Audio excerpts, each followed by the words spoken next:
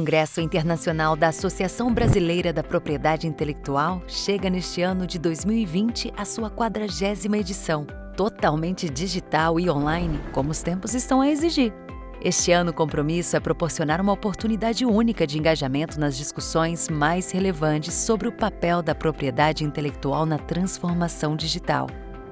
Serão 4 plenárias, 8 painéis e 16 Table Topics, onde serão abordados os assuntos de maior interesse do momento pelas personalidades mais influentes do cenário da propriedade intelectual, gente do mundo inteiro, já que a internet nos aproxima de tudo e de todos ainda mais.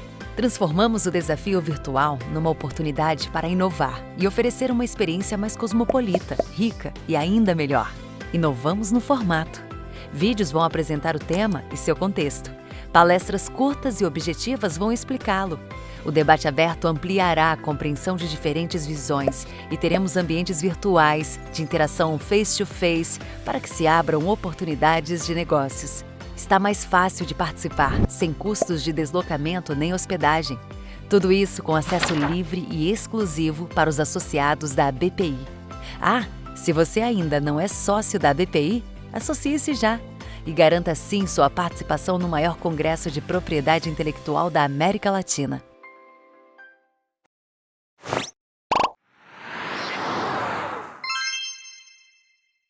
Bom dia a todos. Em nome da BPI e da OMP, nós começamos agora a aula inaugural aberta do nosso curso Gestão Estratégica do Portfólio de Marcas. Essa é mais uma parceria da BPI e OMP, agora através desse nosso recém-estruturado Centro de Educação Continuada da BPI, com plataforma própria, e sempre buscando nessa parceria levar o conhecimento e atualizar a comunidade de propriedade intelectual sobre os diversos temas relacionados à matéria. Agradeço muitíssimo a presença de todos e a paciência. Eu tenho prazer agora de passar a palavra à nossa coordenadora do curso, que se inicia hoje. Na realidade, a coordenação ela é dividida, a doutora Isabela Pimentel, conselheira da OMP, que também está aqui presente, também é a coordenadora do curso, mas eu passo a palavra para a doutora Cone Cesário, vice-diretora da Faculdade Nacional de Direito, professora de Direito Empresarial e Propriedade Intelectual, estudiosa da matéria há 30 anos. Doutora Cone, por favor. Muito obrigado, Érica, muito obrigado à BPI e à OMP e às empresas aqui representadas pela Neodente, pela oportunidade de nós estarmos fazendo esse curso, um curso interdisciplinar, onde a gente busca valorizar as diferentes áreas profissionais do direito e profissionais da administração e do marketing, para a gente se falar, para a gente conversar, porque é importante dentro do ambiente empresarial. A gente pensou, eu e a doutora Isabela, com muito carinho, na programação, na estrutura desse curso e nos profissionais. Um deles que vai dar aula no curso vai ser o Dr. Rafael Torres. Ele é coordenador de pós-graduação em marketing da Unicarioca e coordenador de eventos e imprensa da Light. O outro será o Gustavo Cesário, que é professor, doutor em administração pela FGV Rio e já foi executivo de marketing de grandes empresas, como a Fiat e a Pirelli. A professora Neide Bueno, que é professora do mestrado do Profinit, daqui do Ponto Focal da URJ, da ABAP e diversos cursos. Uma expert, tanto já tendo participado da advocacia em escritórios, mas também em grandes empresas, como a Ródia e a Dupont. E eu que também vou estar conversando um pouco com vocês. A ideia nossa é tratar sobre um curso dinâmico, sobre as estratégias de como melhor gerir um portfólio de marca. Trazer eficiência, trazer inteligência e trazer raciocínio para as estratégias de portfólio de marca. Esse curso serve tanto para o profissional do escritório de advocacia, que podem e vão aprender e trazer essa experiência para os seus clientes, passar sugestões e ideias daquilo que ele pode melhorar na sua conduta, quanto para os advogados internos, as empresas, como vocês vão ver, a doutora Luciânia, uma grande estrategista aí na área de propriedade intelectual, quanto profissionais de outras áreas da administração de empresa.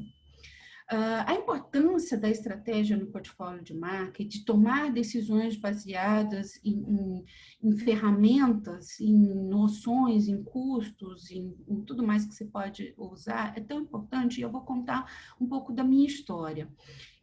Alguns sabem, eu fui gestora de propriedade intelectual da Natura Cosméticos já faz algum tempo, não vou falar quanto, porque eu vou me entregar aqui. E naquele momento, eu tive que tomar uma decisão estratégica. A Natura tinha entrado com uma ação judicial para reconhecimento de alto renome, do alto renome. Era um momento onde várias empresas já tinham buscado o reconhecimento do alto renome via judicial. Havia algumas questões, algumas dificuldades ali no NPI que não vem ao caso a gente falar agora nesse momento. E, de repente, no meio do processo judicial, a Natura resolve abrir o capital, né, fazer um IPO. E foi uma das decisões mais difíceis, mas toda fundamentada, interligada com outras áreas, com as áreas de finanças, com a gerência de societário, com a gerência de contratos, com o pessoal do marketing, a decisão de desistir do processo judicial de reconhecimento de alto renome. Então, o advogado, uma ação judicial brilhante que ele entrou, muito bem fundamentada, ele ficou muito bravo comigo, né? Mas como? Não pode, nós temos todas as chances de ganhar. Isso, está bem fundamentado. Eu falei, eu sei, nós sabemos, mas a gente não pode correr esse risco. Mas já gastamos tanto com pesquisa para o reconhecimento do alto renome. Não podemos correr o risco. E aí o departamento da época financeiro, estratégico da Natura, junto com a gente fez uma avaliação do risco de uma eventual decisão negativa de não reconhecer o alto renome para o valor das ações da Natura naquele momento do IPO. Ou mesmo alguma matéria na imprensa que pudesse ser negativa sobre aquela discussão do alto renome, alguma questão que pudesse afetar o valor das ações. Era mais importante na época do que a ação. Então, nós desistimos, todo um custo processual que foi envolvido na época, para depois, posteriormente, passando o IPO, as ações da Natura se estabilizando, o IPO tudo certinho, caminhando, voltar a retomar. Então, isso é só um pitaco da importância da estratégia de gestão de um portfólio de marca. E hoje eu tenho a honra de estar dividindo aqui a mesa com o Dr. José Graça Aranha, que praticamente dispensa apresentações, o diretor regional da OMP aqui no Brasil, que vai conversar um pouco com a gente sobre a gestão de marcas do ponto de vista internacional, a aplicação do portfólio de Madrid como instrumento de gestão de marcas. E a doutora Luciane Becker, supervisora jurídica da Neodente, que fez um trabalho, vou usar aqui um termo de professora, fez sua lição de casa muito bem no desenvolvimento de uma estratégia para a Neodente, uma empresa sediada em Curitiba, que eu fico orgulhosa, eu sou paranaense, nós somos conterrâneas, mas com marcas em mais de 100 países, né, com uma expansão de marcas em 100 países, e ela vai contar um pouco como é a experiência de sucesso dela na gestão estratégica de marcas. Bom, sem delongas, vou passar agora a palavra para o querido Dr. José Graça Aranha.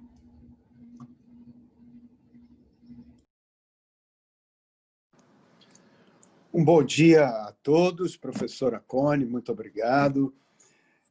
Doutora Luciane, é uma honra estar aqui dividindo essa aula inaugural aqui com vocês sobre estratégia, nesse curso de estratégia de portfólio de marcas, hoje sobre estratégia de marcas na exportação, sistema internacional de marcas. Enfim, nós hoje vivemos tempos muito estranhos, né? Temos uma pandemia assolando a economia mundial, a depressão econômica como nunca tinha sido vista, pelo menos por nós, nessas últimas décadas, né? E o Protocolo de Madrid, que já foi mencionado aqui en passant pela professora Cone, ele chegou num contexto maior de abertura da economia brasileira, de uma inserção maior da nossa economia com os demais países. Nós temos ainda uma das economias mais fechadas do mundo, né? E nesse contexto de abertura da economia, que começou no início de 2019, procurou-se, quer dizer, adotar medidas que viessem a favorecer o investimento, tanto o investimento interno, que as empresas nacionais pudessem investir, assim como o investimento externo, para que empresas venham e paguem impostos aqui, deem impostos de trabalho, enfim, que movam a economia juntamente com o investimento nacional. E, como consequência, quer dizer, dar uma maior segurança jurídica a esse investidor, tanto o investidor internacional quanto o investidor nacional. O ministro Paulo Guedes da Economia e o governo como um todo viram esse projeto liberal de abertura da economia e de contenção dos gastos públicos ser atropelado pela pandemia, né?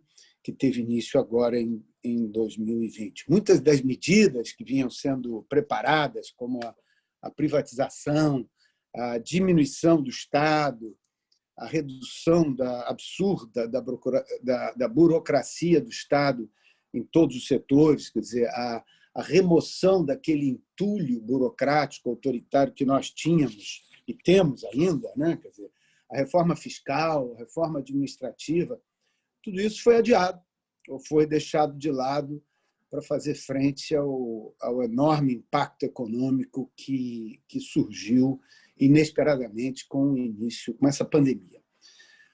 O ministro Paulo Guedes vem segurando as pontas, né, na política econômica como pode, e, por outro lado, há no próprio governo setores que vão na direção contrária dessas medidas liberais inicialmente pensadas, né? Pressão por mais gastos vem acontecendo, e a agenda e gastos, muitas vezes, claro,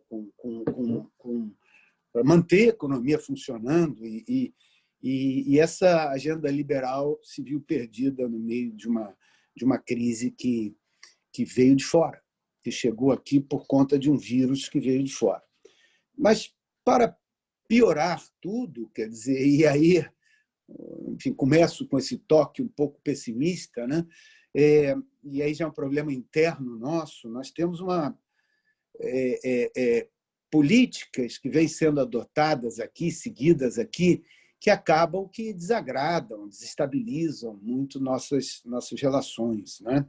A política de meio ambiente, que vai na contramão do mundo todo, uma política indígena que choca nossos principais aliados, um fundamentalismo religioso na nossa política externa que foge por completo da tradição das nossas relações internacionais. Nós, de uma posição de líder do mundo em desenvolvimento e também um país de diálogo, de ponte entre os interesses de várias tendências econômicas, nós passamos hoje, enfim, para um certo isolacionismo complicado. Nós temos hoje um discurso contra um tal de globalismo, né? Que nem os seus defensores sabem bem o que é isso, né? Criticam a ONU, criticam a Organização Mundial da Saúde, por supostamente interferirem na soberania, na agenda dos países, quer dizer, mas, enfim, uma visão, a meu ver, totalmente equivocada, eu tenho uma visão totalmente diversa. Eu acho que não é essa é uma visão rasa dos organismos internacionais e do papel deles, quer dizer, o papel da ONU, que foi tão importante, continua sendo tão importante para a manutenção da paz, o papel da OMS, e no caso específico que eu vou tratar aqui, no da ONU, do Protocolo de Madrid, quer dizer, as medidas, mecanismos que vão exatamente no sentido contrário, que não tem nada a ver um atentado à soberania, com essa visão desse tal globalismo que, como eu disse, ninguém sabe bem o que é. O Protocolo de Madrid, quer dizer, ele foi introduzido aqui em outubro de 2019, felizmente antes da pandemia e antes desse isolacionismo que tomou conta das nossas relações internacionais, né? Ele foi adotado no momento em que o governo, o Ministério da Economia, o governo como um todo, queriam implementar essa agenda liberalizante, assim como o INPI também adotou uma medida de reduzir, e já vinha adotando nos últimos 3 anos, uma medida de reduzir o enorme atraso no exame de patentes, um atraso que não se via em nenhum outro lugar do mundo, uma produtividade tão baixa como a nossa aqui. E o INPI vem, nesses últimos 3 anos, fazendo um grande esforço. Então, essas 2 medidas, quer dizer, a redução do atraso, a quem interessava esse atraso? Quer dizer, ninguém, na verdade, né? No início achavam que a propriedade intelectual ela era só benéfica para grandes empresas multinacionais, mas não é o caso. Quer dizer, essa é uma visão totalmente ultrapassada, retrógrada, né? E aí, quer dizer, todos deram conta, as empresas brasileiras querem mais segurança jurídica, todos querem que o INPI funcione bem, todos querem ter acesso a um sistema de patentes ou de marcas que seja um sistema mais eficiente, mais barato, mais fácil, para que as nossas empresas possam exportar, né, e para que as empresas estrangeiras possam investir aqui. Então, o que é o Protocolo de Madrid, né? Para que ele serve? Ele, sem dúvida, melhora o ambiente de negócio. É uma contribuição pequena, mas serve para ajudar a dar mais segurança jurídica e a melhorar o ambiente de negócios aqui no Brasil. O ambiente de negócios aqui no Brasil é muito ruim. Quer dizer, houve um estudo do Banco Mundial publicado no ano passado que eles avaliaram 190 países. O Brasil ficava na 125ª posição em 190 países. Uma economia muito fechada, as exportações representam cerca de 20% do PIB, esses números antes da pandemia. Agora, o custo do Brasil é altíssimo, uma perda de competitividade muito grande. E o Protocolo de Madrid veio para tentar simplificar, para tentar, no ponto específico da proteção de marcas no exterior, administração do portfólio de marcas no exterior, ele veio para abrir, para o empresário brasileiro ter uma porta adicional para ele poder proteger as marcas no exterior. E então, nós temos, hoje em dia, ele cobre 122 países, cobre as 10 maiores economias do mundo, cobre mais de 80% do comércio mundial é feito por empresas, por países que fazem parte desse sistema de Madrid, e ele reduz a burocracia, ele faz com que haja mais economia, e eu acho que a Luciane vai dar a experiência da Neo Brasil, e ele faz com que a empresa possa administrar a marca de uma maneira muito menos custosa, mais eficiente, de maneira bem mais simplificada. E ele também facilita o trabalho do INPI. O que os números de hoje, né, os números de 3, 4 dias atrás, mostram que nós fomos designados aqui no Brasil, nós já recebemos, de outubro do ano passado até 30 de agosto desse ano, nós recebemos pouco mais de 7.000 marcas vindas do exterior, né? 7.131 marcas vindas do exterior. Isso é um número previsível, normal, não é um grande número, é um início um pouco mais forte do início que teve países como o México, como a Índia, mas não significa que teremos aqui muito mais. Quer dizer, os países mais designados, os países que mais recebem marcas pelo exterior são a China, que recebe em torno de 25, 28 mil, os Estados Unidos, muito próximo disso em segundo lugar, a União Europeia, depois a Rússia, o Japão. Enfim, nós vamos ficar... O México, hoje em dia, está recebendo 12 mil, recebeu no início, no primeiro ano, Colômbia, receberam bem menos do que nós, mas nós vamos estar ali entre o México, a Índia, possivelmente com 12, 14, 15 mil pedidos por ano, chegando aqui pela via do Protocolo de Madrid. As empresas nacionais também, porque tem uma curva de aprendizado, né? Quer dizer, essas empresas do exterior já depositam, já são de países membros do Protocolo de Madrid há muito tempo, e aí já depositam essas marcas há muitos anos. E aqui, para nós vamos passar por uma curva de aprendizado, que é as empresas nacionais, os próprios advogados, representantes dessas empresas, para que usem esse novo caminho, que é um caminho muito fácil, um caminho...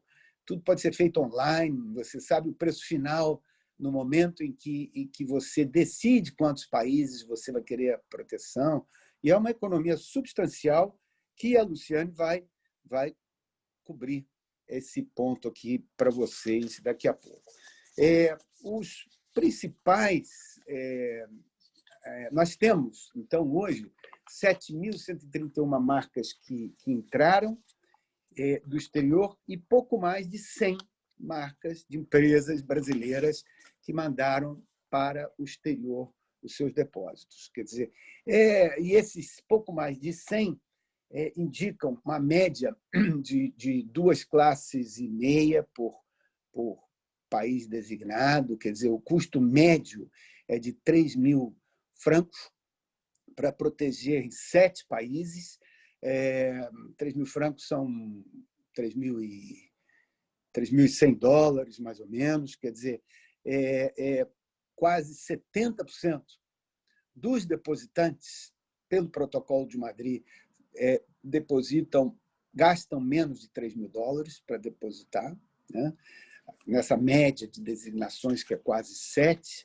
E o que nós vemos hoje é que, claro que as grandes empresas, as mega empresas multinacionais, usam o Protocolo de Madrid, usam muito, e, aliás, até porque seus países são membros desse sistema há 100 anos, 80 anos, o sistema de Madrid como um todo, né? Há 100 anos. Mas nós temos as grandes empresas que registram mais de 500 marcas, são as mega empresas, que têm marcas de todo tipo, são 32 as empresas, num universo de mais de 200 mil titulares. Nós temos mais de 1 milhão de marcas que foram registradas pelo Protocolo de Madrid. Isso significa que a média de designações de cada registro internacional é 7, então mais de 7 milhões de marcas foram registradas pelo Sistema de Madrid, em todos os países, né? São 200 mil titulares que registraram 1 milhão, que significa 7 milhões em todos os países. Nós temos, então, empresas que têm mais de 500 marcas, são apenas 32, quer dizer, 0,02% das empresas titulares de marcas. Aí nós vemos empresas que têm mais de 100 marcas. O número são 300 empresas só, 306 empresas têm mais de 100 marcas registradas. De 3 a 10 marcas, são 35 mil titulares.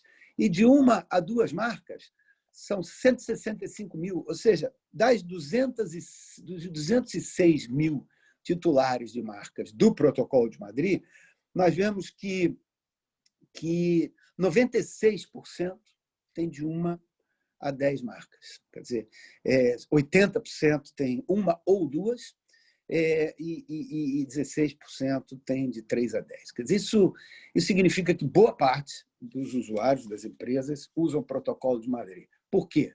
Porque é fácil, é barato. Essas 100 empresas, são poucas, por enquanto, nossas, que estão registrando as marcas no exterior, elas tendem a aumentar com essa curva de aprendizado, porque é simples, é fácil. Eu acho que, muitas vezes, aí a Luciane, como uma usuária do sistema de marcas, do Sistema Internacional de Marcas, ela vai poder dizer que a empresa tem que calcular. A empresa tem que ver, pode ser que compense depositar em um único país, dependendo da estratégia da empresa.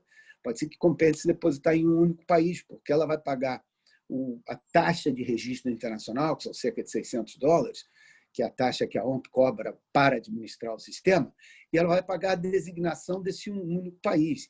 Posteriormente, ela já vai ter esse registro internacional e, posteriormente, ela vai ter que depositar em outros países, se for o caso. Então, sempre compensa, quase sempre compensa. É claro que, se uma empresa brasileira quer depositar uma marca apenas no Mercosul, né, na Argentina, no Uruguai e no Paraguai, não vai compensar, porque nenhum dos três ainda é parte do Protocolo de Madrid.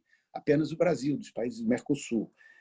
Mas, se ela quiser depositar em outros países e tal, e esse tem sido, quer dizer, dessas 100 empresas, o nosso principal destino tem sido os Estados Unidos, os países da União Europeia, muitos países da Ásia, muitos países africanos, né, que são designados nesses 100 pedidos, e, inclusive, a Oceania, os países da Oceania.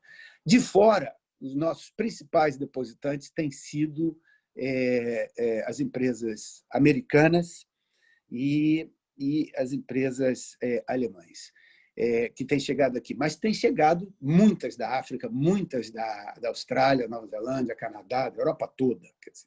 Então, vamos passando por essa curva de aprendizado.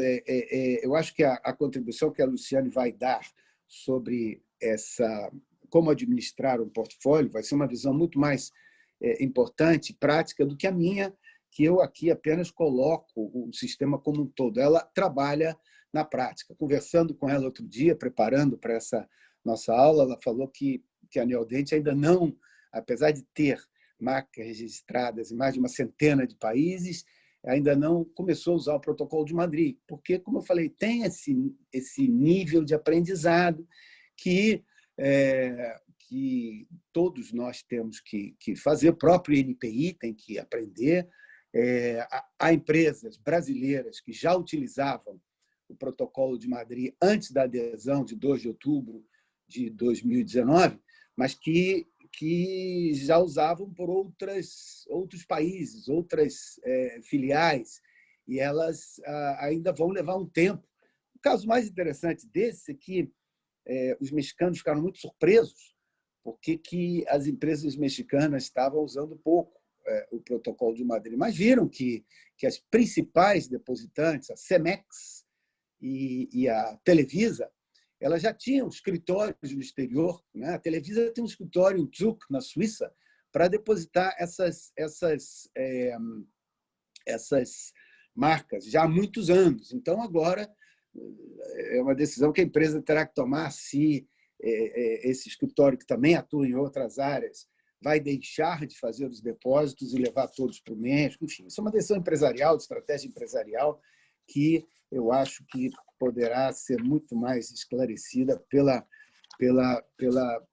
Luciane. Agora, o que é o protocolo hoje em dia? Ele é um sistema que ele ocupa a América do Norte, quer dizer, o México, Estados Unidos e o Canadá são membros do Caribe, Cuba e Antigua e Barbuda até esse momento. Na América do Sul, Colômbia e Brasil são os únicos. Agora, é um sistema que a União Europeia inteira está coberta. A Europa, que seria da Europa Oriental, está totalmente coberto. A Ásia, praticamente toda. Todos os nossos parceiros comerciais asiáticos estão. A África, já mais da metade dos países africanos fazem parte do Sistema de Madrid. As nossas empresas podem chegar a eles através do Sistema de Madrid. E claro que vai ser importante para as nossas empresas que mais países da América Latina venham aderir, porque essa é a única área do globo que ainda que ainda não se moveu na direção do Protocolo de Madrid. Por quê? Muito por medo, por um lobby contrário, por insegurança. Mas eu acho que a experiência mostrou que essa insegurança é infundada. Quer dizer, era difícil falar sobre isso há cerca de 20, 30 anos, porque naquela época existia só o velho Acordo de Madrid, né? E 25 países eram membros quase há 70, 80 anos do velho Acordo de Madrid.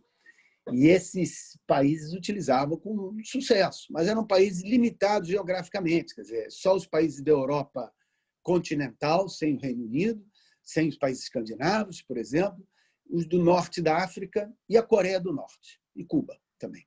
Eram os países membros 25.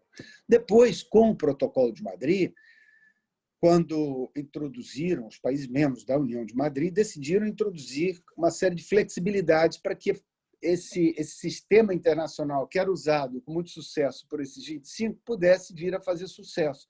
Então, esses países decidiram flexibilizar, e flexibilizaram adotando, por exemplo, o inglês e, posteriormente, o espanhol como idioma de trabalho, antigamente era só o francês, e adotando tempos de proteção e flexibilidades no pagamento das taxas, sempre muito menores do que pelo caminho normal.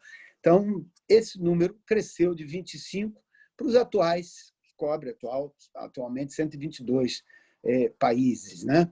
E hoje nós podemos dizer com segurança, nesses últimos 20 anos, houve esse aumento de 25 para 122, nós podemos dizer com segurança que ninguém se viu afetado nisso, ninguém.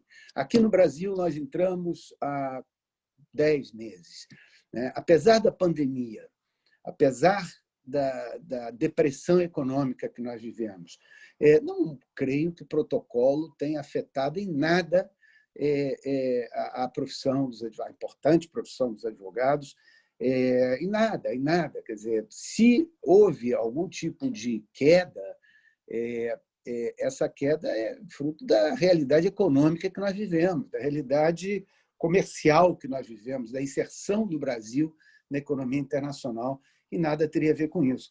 Eu, recentemente, antes da pandemia, estive no México e tive uma reunião com a Associação Mexicana, com membros da Associação Mexicana da Propriedade Intelectual, advogados, agentes da propriedade industrial, e um bate-papo muito franco sobre esse tema, e eles foram muito claros em dizer que não sentiram impacto. Quer dizer, porque, na verdade, nós recebemos aqui, em números do ano passado, 200 mil pedidos de marcas por ano. Do exterior vem 40 mil. Né? 160 mil são de empresas nacionais depositando aqui. Dessas 40 mil, quer dizer, algumas, ou talvez uma parte delas, passe a vir aqui pelo Sistema de Madrid. De outubro do ano passado até agosto desse ano, foram 7.131.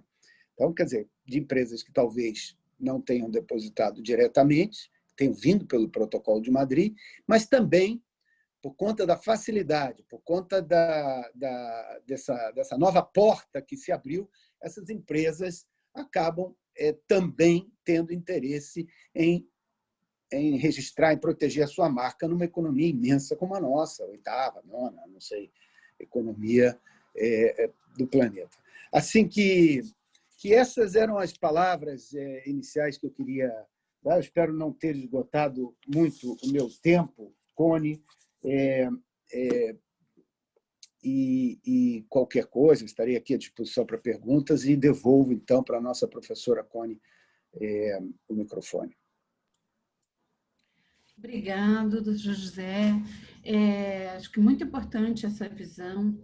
Eu vou pegar um gancho em um comentário seu, né? E medo de que o Protocolo de Madrid poderia, né, levar à falência agentes de escritórios especializados em propriedade intelectual. E aí que, mais uma vez, eu acho que a BPI é um que sai à frente em cursos como esse que a gente está se propondo a fazer, está começando hoje, que é o advogado passar a ser, o advogado e o agente, um estrategista para a empresa, né? Usar das ferramentas estratégicas para auxiliar a empresa, tá? Deixar de, muitas vezes, só pensar no faturamento via depósitos de marca, mas pensar numa ideia de ser um estrategista. e a empresa ela pode até vir do exterior e depositar usando o protocolo de Madrid, mas ele vai precisar de um estrategista para ajudar ele aqui, para ajudar a gerir. Então, agora eu passo para a Luciane, a doutora Luciane Becker, e que vai contar e tudo, eu não preciso falar, porque vocês vão ficar apaixonados por tudo que ela vai apresentar agora para vocês, tá bom? Olá, bom dia a todos. É um prazer estar aqui com vocês, dividindo esse espaço com pessoas tão ilustres em propriedade intelectual. Bom, eu vou dividir a minha tela aqui, trazer para vocês a apresentação. Conseguem ver?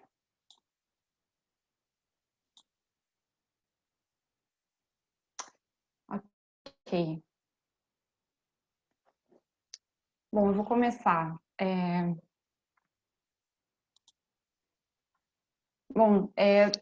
Eu vou trazer aqui para vocês uma visão mais bem objetiva do nosso dia a dia no departamento. Acho que isso pode ajudá-los aí, como até a professora Cone e o doutor José Graça Aranha já mencionaram, na questão estratégica, né? E acho importante, antes de iniciar, só contextualizá-los um pouco, explicar onde eu trabalho, enfim, para vocês entenderem bem. Bom, eu sou advogada e estou dentro do Departamento de Propriedade Intelectual da Neodente.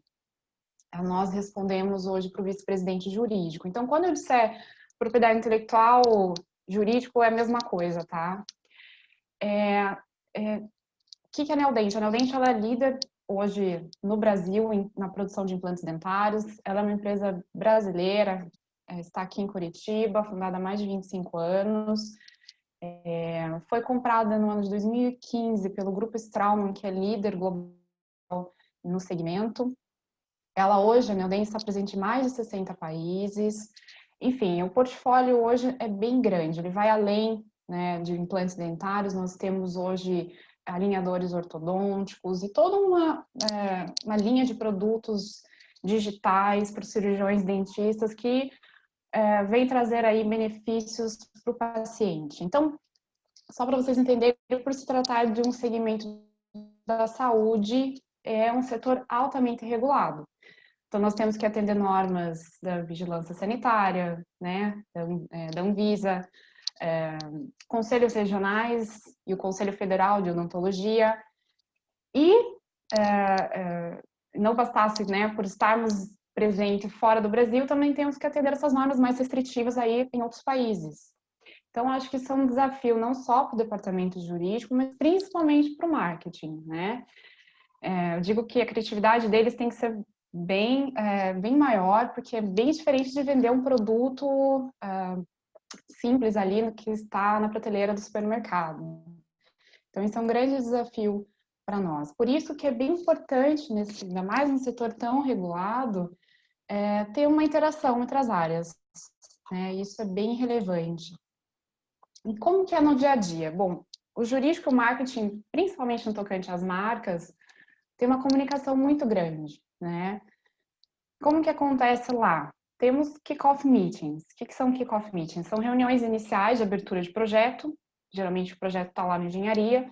Essas reuniões geralmente são coordenadas por alguém do marketing. E ali é o momento ideal, porque o jurídico tem a oportunidade de já atuar, né? Porque eles trazem informações de um possível produto ou um novo serviço.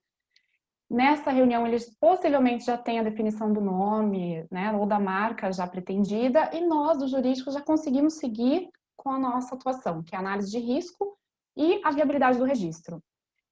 Vale dizer aqui que são coisas bem distintas, né? Uma coisa é avaliar se a gente vai infringir o direito de um terceiro, e outra coisa é se essa marca, esse nome pretendido, é passível de registro, tá? Primeiro, o que seria análise de risco, né? Que é bem comum, nós fazemos bastante, também chamado de Freedom to Operate, a gente usa mais FTO. Eu trago aqui essa bandeira vermelha, que é colocada pelo Corpo de Bombeiros e Guarda-Vidas na praia, porque é exatamente o que nós em PI fazemos. Eles colocam a bandeira para avisar os banhistas ali que essa área é proibida, né? Não é bom entrar, é proibido às vezes tomar banho ali naquela região. E, geralmente, quando o Corpo de Bombeiros ou Guarda-Vidas coloca essa bandeira, eles ficam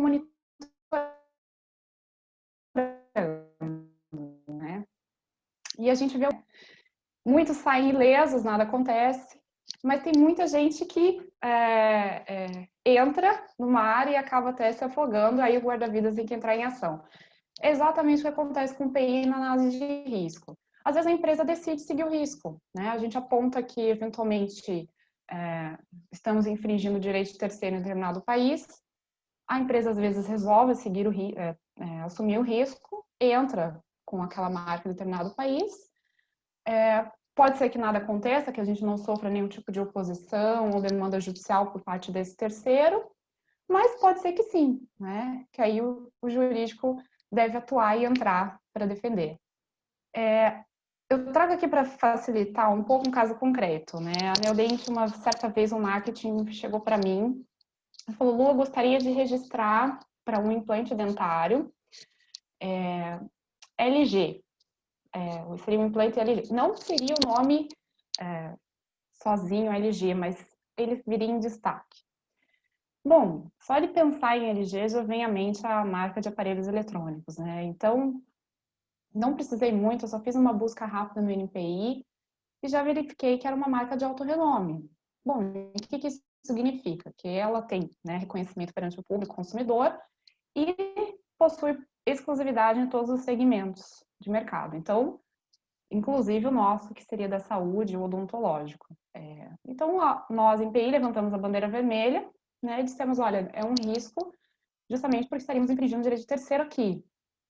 E eles resolveram, o marketing resolveu adotar o nome completo, que não tem nada a ver com LG, que é Long.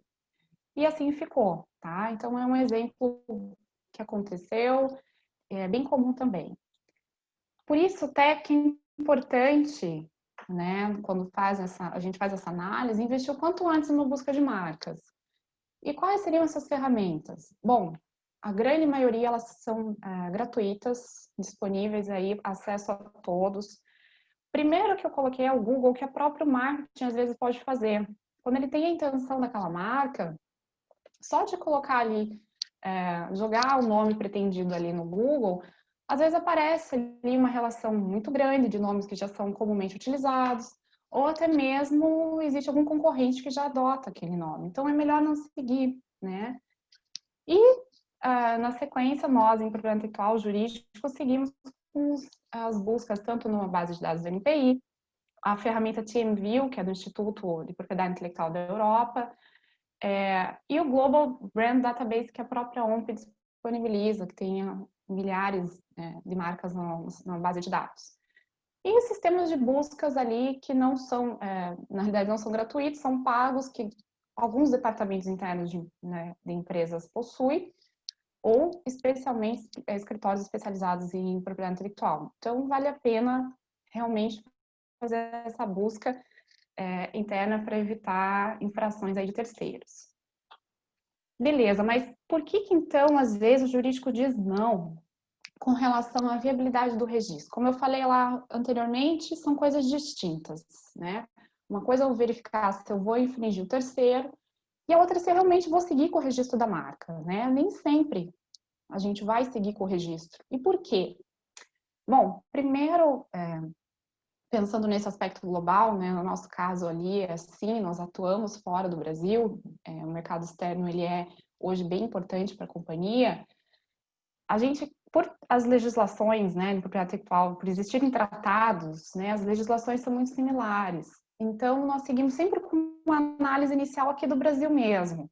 E o primeiro seria esse rol do artigo 124, que elenca ali as situações de marcas que não são passíveis de registro. A gente faz esse filtro, então, analisando esse rol.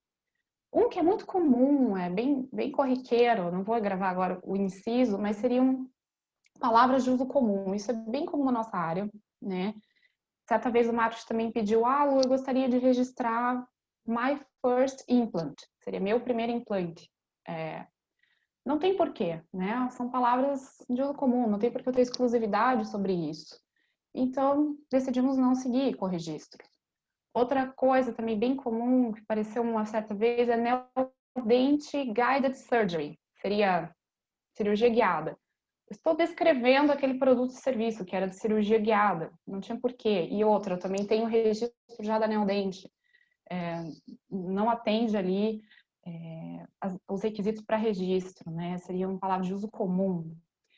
Outra coisa que também é corriqueira seria os slogans, né? As propagandas ali que também é proibido.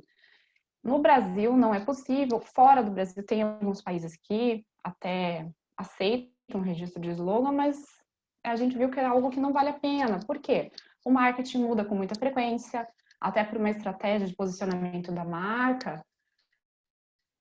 Aqui na Latam, por exemplo, é usado um slogan, fora da Latam é outro, então também é algo que não vale a pena, tá? Por isso dizemos não em algumas situações. Bom, mas passado esse filtro, né, do artigo 124, e a marca está ok, a gente pode realmente registrá-la, nós seguimos com o registro e, consequentemente, com a estratégia, né, de depósito. E aqui eu trago para vocês alguns aspectos que nós levamos em conta, que acho que vale a pena, até para quem é advogado, auxiliar as empresas, enfim. Um é o budget. Bom, o orçamento, vou dizer que ele é tudo, ele vai nortear a sua estratégia, não tem como, né? No nosso caso ali, propriedade intelectual é tudo, não é só com marcas, nós temos patentes, modelos de utilidade, desenhos industriais, enfim, as exigências e possíveis indeferimentos, até essas situações estão dentro desse mesmo orçamento. É importante segui-lo, né? É claro que existem exceções, mas precisamos ter uma justificativa bem plausível e ainda a aprovação da diretoria, né? Caso passe esse valor orçado. Então, realmente é bom seguir dentro do orçamento ali, que ele vai nortear a sua estratégia. Segundo aspecto é priorizar marcas mais relevantes. Bom, aqui a intenção, às vezes é vontade, né, é de sair registrando as marcas que o marketing desenvolveu, sair registrando tudo, mas não é bem assim, nós temos sempre que priorizar. No nosso caso, né, o Dente, a principal, ela é a primeira, a marca da nossa companhia, a gente vai seguir com ela como prioridade 1. Na sequência, categorizamos lá, 2, 3, né, categoria 2, produtos principais, os mais comercializados, enfim, cria-se essa prioridade. Então é bom até questionar internamente, né, nas empresas, bom, qual que é o produto-chave, qual você mais comercializa, isso é importante. Na sequência, as classes que serão aplicadas, a mesma coisa. Por nós estarmos ali num segmento odontológico, geralmente as classes são quase as mesmas, né? Então, aí, por exemplo, classe 10 de produto odontológico é a principal. Mesma coisa, categorizá-las, né? Às vezes nem sempre vale seguir em todas as classes, ou tem que sempre observar qual vai ser o produto ou serviço ali comercializado. Nesse caso também é importante ter em mente os futuros objetivos comerciais da empresa, né? Porque a propriedade intelectual tem que estar sempre à frente das inovações, né, que a empresa está desenvolvendo e fazer as proteções com antecedência. Então, na hora da verificação das classes, também ter em mente isso, né? O futuro, enfim, às vezes vai ter um novo nicho de mercado que a sua empresa vai atender, então vale a pena pensar nisso, né? Principalmente porque a gente não consegue emendar a marca, nós temos que fazer um novo depósito, então aí uma questão até de não perder valor, não perder dinheiro nesse caso. E identificar principais mercados. Bom, esse é o mais relevante, eu acredito também. Uma que lá nas kick-off meetings, né, que geralmente acontecem nas reuniões, eles já têm ali, o marketing traz uma ideia dos países que pretendem comercializar aquele determinado produto ou serviço. Geralmente, no nosso caso, o marketing traz por regiões, por exemplo, a PAC, Asia Pacific, Latam, enfim. Por mais que nós saibamos onde a nossa empresa tem filiais, subsidiárias, enfim, não é sempre em todas, né, que aquele produto lá vai ser comercializado. Então, é irrelevante a gente ter a relação de país a país, né, saber exatamente aonde eles pretendem entrar. Isso vai facilitar tanto lá na busca, né, no FTO, quanto de fato para seguir com a estratégia de registro. Seguindo aqui, bom, eu vou aplicar algum tratado, como eu comentei, vai depender do país. Então, vamos imaginar que, enfim, determinado produto, ele atende só o Chile, né? Você só vai vender no Chile. O Chile às vezes não é um Estado membro do Protocolo de Madrid, enfim, ou países que estão só no Mercosul, vale a pena usar o COP, né, que é outra ferramenta? Então, é sempre bom fazer essa pergunta, né? Nem sempre vale também ir a país. Às vezes vale o Protocolo de Madrid, às vezes não, porque você vai só para um país que não é nem um Estado membro daquele determinado tratado. Então, vale a pena saber realmente o país pretendido. O panorama geral. Bom, quando a gente fala em um aspecto global, a gente tem que ter uma visão geral, assim, né? Não adianta, porque não vamos ter uma marca forte, 100% de garantia em todos os países que fizermos os depósitos. Não tem como. Então, ali nesse panorama geral, é ter uma visão um pouco mais ampla da situação. Às vezes, num eventual conflito de marca em determinado país, a gente utiliza aquele modelo ali para assegurar as marcas nos demais países, né, caso a gente não tenha êxito, né, nesse conflito. E pensar um pouco além do aspecto legal, né? Às vezes, enfim, uma estratégia comercial, ela é válida. Às vezes, retirar mudar o nome de determinado país, fazer um acordo comercial, às vezes, com uma empresa que você teve conflito de marcas, enfim, tem que pensar um pouco além do aspecto legal e pensar nesse panorama geral, que nem sempre a gente vai ter uma marca forte favorável em todos os locais, é quase que impossível, né? E dentro da estratégia também vale a pena assegurar outros bens intangíveis, não basta só as marcas, né? Nesse caso eu trouxe até os nomes de domínios. Se você está pensando numa nova marca, vale a pena, se você de fato for utilizar, claro, para divulgação, assegurar também o nome de domínio, né? Isso também evita infrações ali por terceiros. E o que é bem relevante é que não deve ser imutável. A sua estratégia ela não pode ser congelada. Ela vai sempre seguir a estratégia da companhia como um todo, né? Da estratégia comercial. Então, até falando em mutabilidade, que é o caso, não tem como, por exemplo, falar da estratégia de marcas nesse cenário atual, que nós estamos na pandemia. Como eu falei, é imutável. E não foi diferente no nosso caso, né? A crise econômica que a pandemia trouxe, ela afetou, de fato, não só a nossa empresa, mas várias, logo que veio, né? E foi decretada a pandemia mundial. Então, assim, a estratégia ela é imutável, ainda bem, né? Eu digo porque a estratégia, por exemplo, que nós tínhamos para esse ano, ela foi totalmente modificada. 2 cenários que eu visualizo aí que são bem comuns nas empresas. Um é a redução ou até o congelamento do orçamento, né? Houve uma redução drástica ali. E a segunda, que é a intensificação do mercado digital. Bom, eu nem trouxe matérias, porque acho que todo mundo tem visto isso, né? De quanto que aumentou o número de compras online, quanto intensificou o uso de ferramentas digitais, incluindo essa, né, que nós estamos usando, enfim, o trabalho remoto. Esse é o cenário que nós temos, né? E pensando nisso, eu trouxe algumas possibilidades para as companhias e uma delas seria, considerando essa redução de custos, né, e o mercado digital intensificado, ferramentas de proteção e infrações de PI em mídias online. O que seria isso? Bom, muitas empresas e até mídias, redes sociais, assim, elas possuem políticas de proteção à propriedade intelectual, né? É uma forma, às vezes, de reduzir a judicialização, né, ou notificações. Vale a pena, às vezes, fazer inscrição nessas ferramentas. A Amazon tem, Mercado Livre, Facebook, Instagram. Não diria que é 100% garantido, às vezes, mas a maioria das vezes funciona, tá? Para evitar ali infrações por parte de terceiros. E uma ferramenta que vai ajudar bastante agora é o Protocolo de Madrid. E por quê? Bom, até o Dr. José Graçarinha trouxe ali os benefícios que isso trouxe e que realmente não vai impactar por conta da pandemia. Eu acredito ao contrário, vai poder ajudar.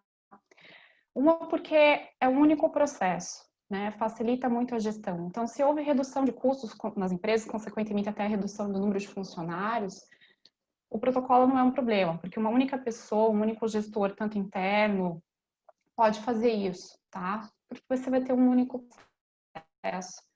Um sistema multiclasse, ao invés de várias, né, classes hoje, que é o que acontece, né, você tem que registrar Cada pedido é uma classe separada, enfim, isso dificulta muito a gestão. Uma única moeda, isso é excelente para nós. Pense que cada moeda estrangeira tem que ser feita a cotação, o câmbio, isso internamente junto ao departamento financeiro é sempre um empenho, né? E até para fazer o budget do outro ano, né? Nós temos que levar em consideração todos os países e a moeda de cada país. Então, tendo uma única moeda, que é o franco suíço, maravilha, você consegue saber ter uma única cotação, né?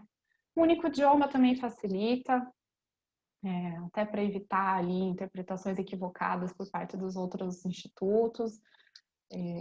É outra situação bem benéfica. Uma única prorrogação, você não precisa controlar várias, né, marcas ali, de cada produto e serviço que você tem, você consegue fazer só de uma única vez, facilita muito. E o que eu acho que é principal, que vai totalmente de encontro com a estratégia da companhia, né, das empresas, é a designação posterior.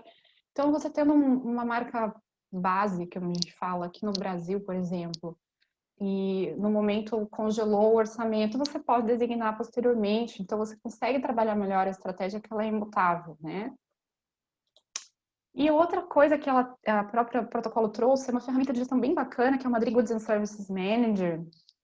Nessa ferramenta, o que eu acho legal, você consegue ali colocar já, antes mesmo de fazer o protocolo do pedido, você consegue ver que se aquela tua classe, né, por exemplo, no caso eu trouxe a 10, que é a mais utilizada, você coloca a lista de países pretendidos, e ela já traz ali uma informação de que possivelmente aquela especificação vai ser rejeitada naquele determinado país, né? Então isso também representa uma redução de custos para você moldar ali, fazer o depósito, né, da melhor forma possível para evitar possíveis exigências de oposições e deferimentos. Então, também é uma ferramenta bem bacana, que é gratuita, você acessa, consegue ver isso tranquilamente.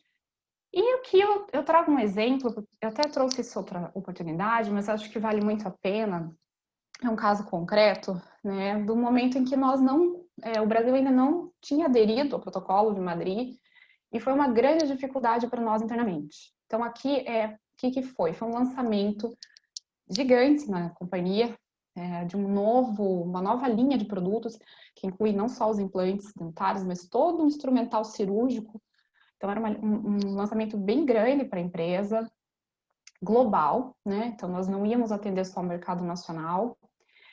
E ali vieram tantas inovações, a gente tem alguns tipos de proteção também que fora das marcas, né, em desenhos industriais e patentes de invenção. E tínhamos, então, um orçamento restrito, porque tínhamos, dentro do orçamento intelectual, atender todas as proteções, né, e, além disso, atender esses mercados, que eram os principais, né, ali a Comunidade Europeia, Estados Unidos, México, Argentina, Chile, Peru e Colômbia, pelo menos, que são os países onde íamos comercializá-los, né. E nessa situação, eu trago como foi a redução, né? O que o protocolo pode trazer de redução de custos. Para vocês terem ideia, as marcas que nós depositamos, eu trouxe ali essas 5 marcas, foram as principais. Eu coloquei os países que hoje fazem parte do protocolo, né, de Madrid, que foram os países que nós entramos, país a país, nós fizemos esse processo indo país a país, com custas de cada país, honorários advocatícios de cada país, então foi um gasto exorbitante. E em 2017, para vocês terem ideia, só com essas marcas nesses países nós gastamos 92.300, tá? Isso aí é uma média ainda de valor, eu ainda coloquei aqui uma variação do câmbio do euro e do dólar, não incluindo ainda taxas cambiais e impostos, então o valor foi muito além disso. E fiz hoje, inclusive, pela manhã, a simulação pelo protocolo. Se eu fizesse hoje o depósito dessas marcas nesses países que já são membros do protocolo, o valor seria de 27 mil. É uma redução aí de quase 30%, é muita coisa. O câmbio em franco suíço hoje está quase R$6, né, se não me engano. Seria uma facilidade se nós tivéssemos lá atrás, né, com esse grande lançamento, se o protocolo tivesse aqui no Brasil, se fosse vigente, a gente com certeza utilizaria. Então, assim, eu trago essa imagem justamente para pensar que, nesse momento de pandemia, redução de custos e gastos, realmente o protocolo veio para ajudar. Então, é uma ferramenta de gestão, como eu comentei, facilita muito, uma única pessoa pode fazer a gestão de um portfólio bem amplo, né? Então, seria essa aqui a minha contribuição, pessoal. Eu espero, enfim, que tenham... Se tiverem dúvidas, estou aqui à disposição e agradeço mais uma vez o convite. Obrigada. Obrigada, doutora Luciene. Eu tenho que confessar, né, já sabia um pouquinho, mas eu tenho certeza que todo mundo no auditório que está vendo, a gente está com quase 100 participantes, mais de 100 participantes, deve estar boquiaberto, né, de ver o quanto, como eu disse no começo, a Neodente fez a sua lição de casa, né, como professora colocando aqui, em ser estrategista. E quanto já está olhando para o futuro, né, ainda não tendo aplicado o protocolo, mas olhando para o futuro de como poder aplicar. A gente tem algumas perguntas aqui que eu vou passar do pessoal da plateia que colocou no chat. Algumas eu vou comentar um pouco e para vocês. Queria fazer um encerramento, assim, antes das perguntas, convidando todos que estão na plateia, a aula inaugural é aberta, para se inscreverem no curso de gestão estratégica, que as aulas fechadas, né, começam no dia 9, com a doutora Neide Bueno, aonde algumas perguntas, por exemplo, da Juliene, que pergunta sobre as ferramentas de proteção, as infrações, quais são, como são, elas vão ser respondidas e detalhadas no curso. O Bruno pergunta sobre a estratégia de proteção em cima da disponibilidade, em cima da distintividade também. A gente vai detalhar também no curso. Então, eu vejo que as dúvidas de muitos que ocorreram aqui no chat, a gente vai poder detalhar mais no curso, né? Mas gostaria de colocar a primeira pergunta para você, que foi da Fabiola Migueletti, que se é feito um provisionamento financeiro quando há análise de um risco, né? Se junto com a análise do risco que aquela marca pode gerar, se é feito um provisionamento financeiro. Ela também perguntou sobre os softwares, né, os bancos de dados de pesquisa de marca gratuitos versus os bancos de pesquisa de marcas pagos. Se efetivamente os gratuitos já suprem ou se é realmente importante os bancos de pesquisa pagos, né, as ferramentas de pesquisa de anterioridade de marcas pagos.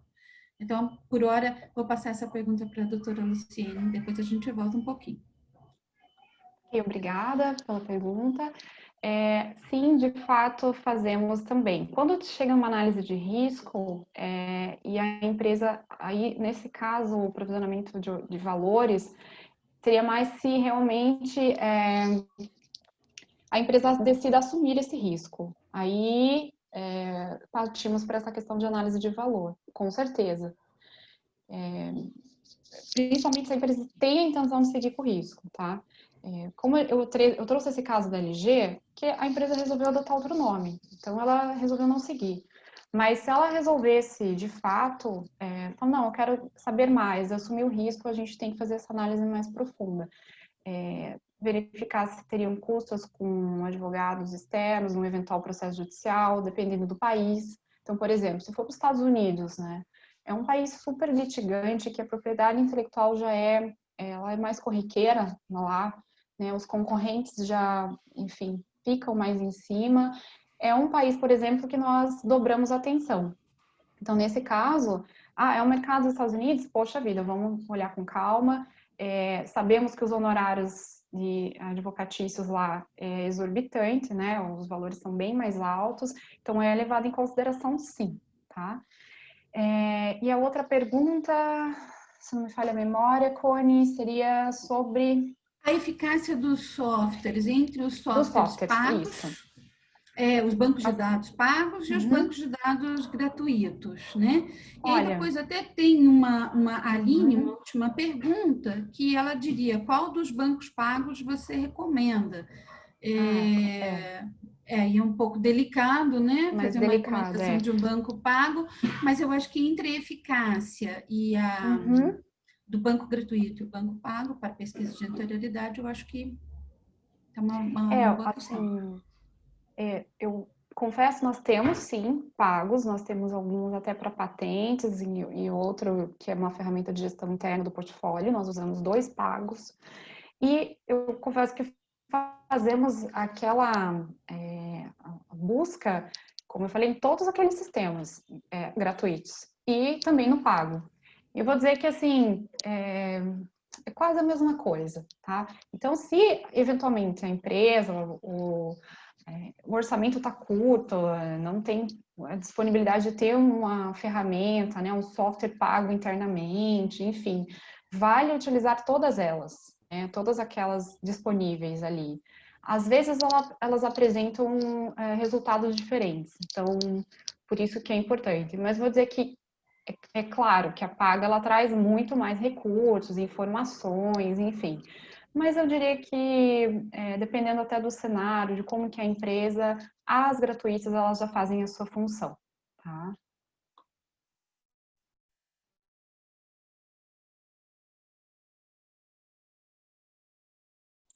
Agora, nós temos algumas perguntas que eu acho que o nosso palestrante, professor, Dr. José Graça Aranha, poderia responder. Um segundinho. Aqui, a Aline também nos pergunta sobre se o INPI, no caso de um único processo, em várias classes, no protocolo, né? Se uma classe for indeferida, serão indeferidos então, automaticamente para todos? E uma outra pergunta é se Opa, desculpa, peraí um pouquinho. José, responde essa, por favor, sobre o deferimento. Deferimento, já me organizo aqui com a outra para te passar. Um segundinho. Olá, Cone. Eu vi aqui 2 perguntas que eu queria fazer alguns comentários. Uma da Juliene, que ela fala que ferramentas de proteção, quer dizer, como que essas ferramentas de proteção funcionariam no sistema, no protocolo de Madrid, imagino. O protocolo ele é um tratado é um sistema para facilitar o depósito e para administrar o portfólio de marcas. Ele não trata de aspectos substantivos. Uma vez que a marca é registrada no Registro Internacional da OMP e os países são designados, ela entra no que seria uma fase nacional dos países e eles vão decidir de acordo com as suas leis, que são muito parecidas, na verdade, né? Os procedimentos e as leis são todos muito parecidos em todos os países membros, em todos os países membros e não membros hoje em dia. Então, as ferramentas de proteção serão sempre as mesmas, que já existem e que estão disponíveis quando uma marca é depositada pela via tradicional, por essa via da Convenção de Paris, que vem desde 1883. Então, não existe um procedimento, não existe uma implementação especial da lei por conta do protocolo. Uma empresa brasileira que queira registrar em 4 países, quer dizer, a marca vai ser tramitada, esse pedido nos 4 países será tramitado de acordo com a legislação local. A outra, foi a pergunta, acho que da Estela, do processo, quer dizer, que você mencionou, Cone, do processo em várias classes, se uma classe é indeferida, todas seriam? Não. Não. Isso, aliás, quando você deposita uma marca em vários países e um país indefere, isso não significa que será indeferido em todos os outros. Ela pode perfeitamente, você designa 5, 6, 50, 100 países, ela pode ser perfeitamente indeferida em 2 ou um indeferimento parcial de alguma classe e nos outros ela ser aceita porque não há nenhum conflito com nenhuma marca pré-existente ou com ou com nenhuma norma legislativa. Quer dizer, então, acho que... Eu não sei se eu respondi. E uma coisa que eu não mencionei na minha fala e que a Luciane mencionou, quer dizer, que a questão da designação posterior, né? Essa é eu mencionei en passant, mas essa é uma das principais vantagens, e às vezes compensa até depois fazer uma designação para um país só, para obter o registro internacional, e posteriormente, quando a empresa, na sua estratégia, definir que vai abordar, vai para outros mercados também, estender essa proteção sem pagar pelo registro internacional de novo, estender essa proteção para países que venham aderir. Amanhã, a Argentina adere, e eu já tenho algumas marcas registradas pela via Protocolo de Madrid. Eu faço uma designação posterior, que vai custar 100 francos, $110, para a Argentina, e obtenho a proteção na Argentina. E a questão que a Luciane mencionou, que eu gostaria aqui também de ressaltar, a administração do portfólio de marcas é uma data, né, para renovar essa marca em 50 países, em 5 países ou em 100 países. Quer dizer, uma só petição você faz, ou uma só petição você faz a mudança de endereço, você faz a mudança de titularidade. Quer dizer, um só pedido. Então, simplifica, não é apenas no depósito. Simplifica muito no depósito, mas também simplifica na administração do portfólio de marcas. José, eu tenho uma pergunta aqui que acho que resume algumas que eu vi por aqui. Eu peço perdão se eu não falar o nome de todos, mas eu acho que o óculos já está com um pouco de problema. Se eu tenho um pedido de uma marca, e como a Luciane estava comentando, eles ainda não, eles depositaram a estratégia deles, foi fazer país a país. Depois, como eu faço para me adaptar? Eu posso usar o protocolo de Madrid? Vamos supor, a Neodente transferir todo o portfólio deles, que foi depositado país a país, para ser uma estratégia protocolo? É possível isso posteriormente? É possível, é possível. Eu tenho a impressão que aqui no Brasil, o Brasil, no momento em que aderiu, fez com medo de uma avalanche, então, fez uma reserva que dificulta a designação posterior de marcas pré-existentes, né, no protocolo.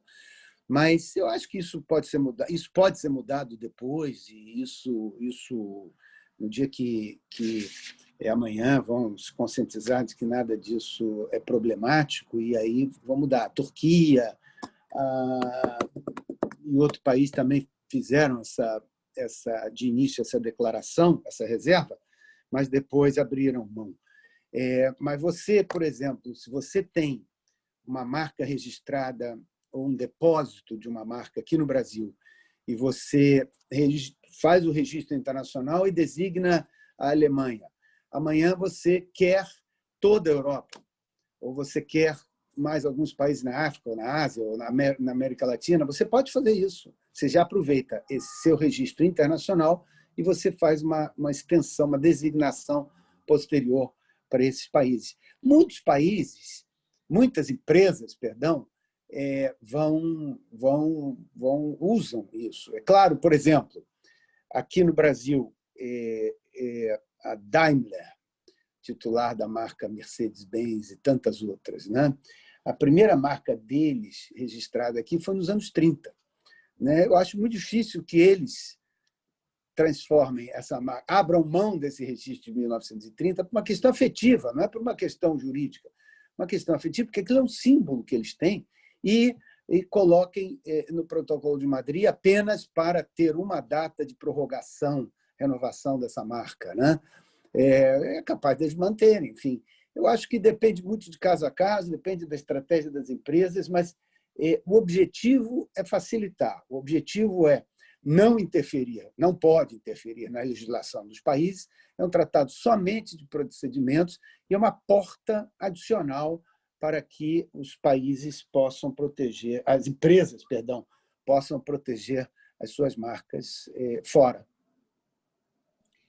Tem uma outra pergunta aqui, também direcionada específica a você, doutor José Graça Aranha, que é se a base do INPI já está integrada com a Global Brand Database e como é que tem sido a atuação, já de outras perguntas, né, do INPI, como é que tem sido nesse período, como é que tem sido a adaptação do INPI nesse período? A pergunta da doutora Renata Lisboa, minha amiga Renata Lisboa. Eu não sei que passo está exatamente o processo de integração da base de dados do INPI no Global Brand Database. Não sei. Saí do INPI há 18 anos, então não tenho. Eu tenho a impressão de que o INPI está fazendo ajustes de TI, e já vinha fazendo antes do processo de adesão, para que essa implementação seja feita de maneira bem tranquila. Claro que ainda há gargalos, mas gargalos de TI. E como são gargalos de TI, eu tenho certeza que são temas e questões que serão resolvidos ao longo do tempo. Mas eu não sei dizer em que pé exatamente está a questão de TI, a compatibilização de TI do INPI com o sistema internacional. Tudo deve ser apresentado de maneira digital, isso eu sei. Eu tenho uma outra pergunta aqui, que é a respeito da multiclasse, da possibilidade de multiclasse. Como é que, um pouco mais, como é que eu escolho algumas classes, nesse multiclasses eu posso escolher todos, eu devo sentir um pouco a minha distintividade da minha marca, a minha disponibilidade da minha marca naquelas classes. Houve uma pergunta um pouco nesse sentido que eu estou filtrando aqui. Olha, professora Cone, na verdade, é uma decisão da empresa. Eu acho que pedir todas as classes vai custar caro. O preço do pedido de registro, ele custa 600 e poucos dólares para a marca nominativa, 900 para a marca mista, e a designação custa 100 dólares para a Alemanha, por exemplo, e custa, enfim, Alemanha, Itália, e tem uma taxa individual também, que enfim, não entraria aqui em detalhe, mas, de toda forma, faz com que seja muito mais econômico. Agora, você tem, para cada depósito, esse preço cobre até 3 subclasses. Se você vai... 3 classes, perdão, 3 classes. Se você vai acrescentar mais classes, tem um custo adicional que é cobrado pelos INPIs. Mas tudo isso está no calculador de taxas, no Fee Calculator, que a Luciane mostrou, que online a pessoa não vai ter nenhuma surpresa, né? A partir do apresentou o pedido, agora tem que pagar uma conta astronômica. Não, ali vai aparecer. E é uma decisão, claro, ninguém aqui vai jogar dinheiro no ralo. Quer dizer, você proteger em todas as classes, difícil ter uma empresa que produza produtos ou serviços em todas as classes. Quer dizer, então, enfim, tem um calculador e até 3 classes é um preço. Depois, é claro que essa taxa pode variar de país para país, mas tudo está nesse calculador de taxas para evitar surpresas. Até gostaria de complementar, nesse caso, realmente é importante focar naquele produto ou serviço que é comercializado, né? Não vale a pena, justamente porque se você for fazer ali em diversas classes, além dos custos, né, como o doutor José já mencionou, eventualmente pode ocorrer ali um pedido por parte da concorrência até de caducidade, por falta de uso da marca, ou até mesmo indeferimentos, enfim. Só até quando eu mencionei, às vezes, de ter em mente o que a empresa está, o que está em andamento, é justamente o que já está em andamento na companhia. Às vezes a empresa está pensando em focar em um outro nicho de mercado que não seria mais dentro daquelas classes usuais, né? Às vezes você vai entrar num outro segmento, aí vale a pena focar. Mas geralmente é bem importante estar dentro daquilo que você de fato vai utilizar. Às vezes até usar uma especificação ali bem mais correta e não aquela genérica, né, da NICE. Isso também ajuda muito. A estratégia é muito importante, como você falou, amanhã, se você pede para muitas classes e não utiliza, um concorrente vai poder pedir a caducidade, você não vai ter como provar o uso e vai perder essa marca. Aí, eu novamente vou convidar a nossa plateia, a quem não está inscrito, a se inscrever no curso, porque são temas específicos, os usos de ferramenta de avaliação de risco, como o SWOT, é algo que a avaliação de estratégia, né, que o doutor Rafael, o professor Rafael, vai expressar dentro do curso, nas aulas dele, as ferramentas de extensão de proteção de marcas, de gestão de branding, de extensão de proteção, que aí será o doutor Gustavo Cesário que vai tratar isso. Então, a gente vai buscar nesse curso destrinchar essas questões para poder fazer uma avaliação. Não, é melhor essas 3, não, eu tenho uma possibilidade aqui futuro, mas eu não vou falar muito não, que é para o pessoal vir e fazer o curso. Agora, eu tenho uma pergunta. Eu, Cone, né? Alguns sabem que a minha tese de doutorado foi sobre as marcas não tradicionais, especialmente as marcas não tradicionais visualmente perceptíveis, né? A marca de posição, o trade dress, que aqui no Brasil eu tenho compreensão de que nós não temos um impedimento jurídico do registro dessas sinais distintivos, pois eles são visualmente perceptíveis, não entraria num problema no artigo 122, mas nós não temos ainda uma regulamentação por parte do NPI desses registros. E no caso das marcas, então, sonoras, essas sonoras, olfativas, a gente tem um impedimento de registro aqui no Brasil. Como é que fica?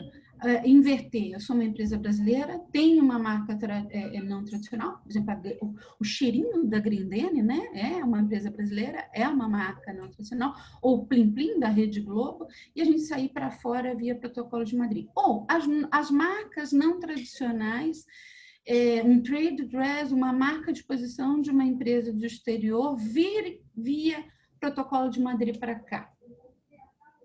Vai depender da legislação do país. Se aqui não é registrável como marca algum tipo de marca, então a empresa brasileira não vai poder ir para o exterior pelo Protocolo de Madrid, porque ela não tem como ter um pedido de registro aqui, né? E esse pedido de registro, se for apresentado, vai ser indeferido. Quer dizer, então, de nada vai servir.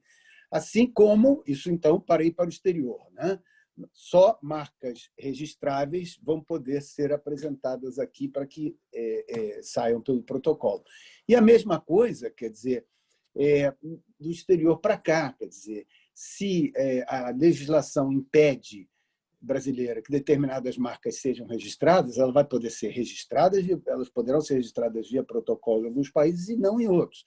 Então, vai incorrer naquelas marcas não registráveis e que, por isso que eu mencionei que pode ser registrado em países e não em outros. Por exemplo, também tem mesmo marcas tradicionais que podem ser consideradas como gestos obscenos, por exemplo, ou que atentem contra a moral, a religião, podem ser registradas em alguns países e não em outros. Até gestos que em muitas regiões ou países não significam nada e em outros são gestos obscenos. Quer dizer, na Inglaterra, se você fizer assim, são 2, ou V de vitória. Se você fizer ao contrário, é uma ofensa muito grave.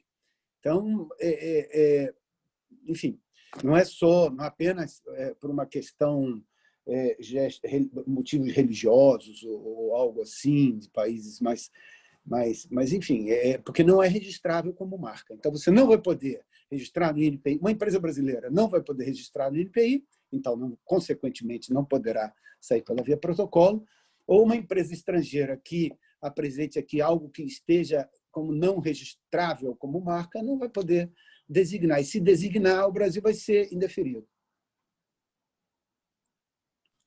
Muito obrigado. Para mim foi uma aula aí para continuar meus estudos.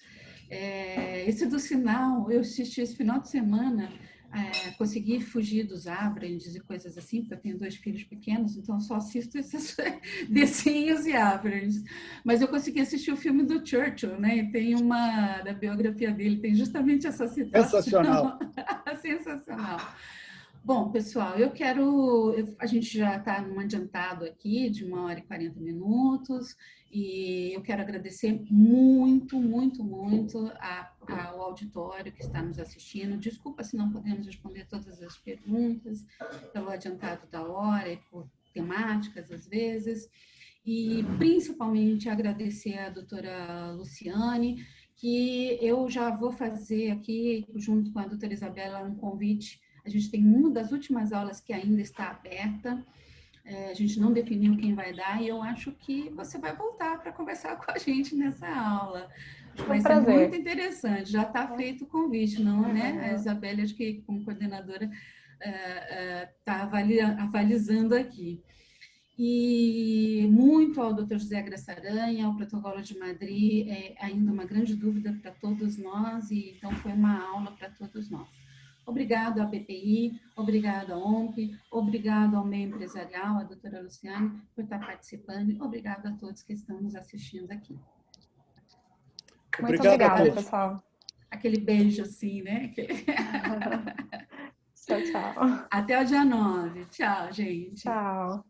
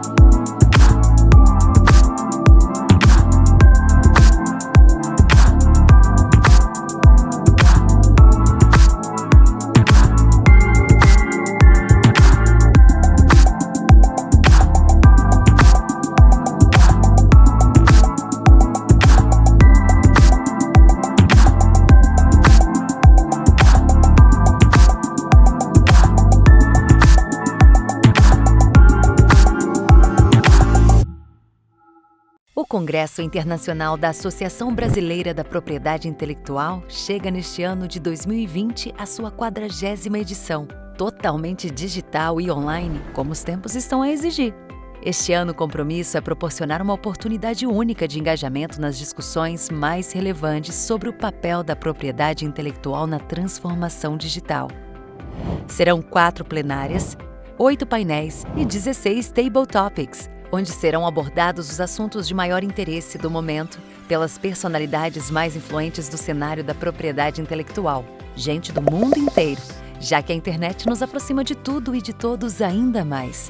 Transformamos o desafio virtual numa oportunidade para inovar e oferecer uma experiência mais cosmopolita, rica e ainda melhor. Inovamos no formato. Vídeos vão apresentar o tema e seu contexto. Palestras curtas e objetivas vão explicá-lo. O debate aberto ampliará a compreensão de diferentes visões e teremos ambientes virtuais de interação face-to-face para que se abram oportunidades de negócios. Está mais fácil de participar, sem custos de deslocamento nem hospedagem. Tudo isso com acesso livre e exclusivo para os associados da BPI. Ah, se você ainda não é sócio da BPI, associe-se já e garanta assim sua participação no maior congresso de propriedade intelectual da América Latina.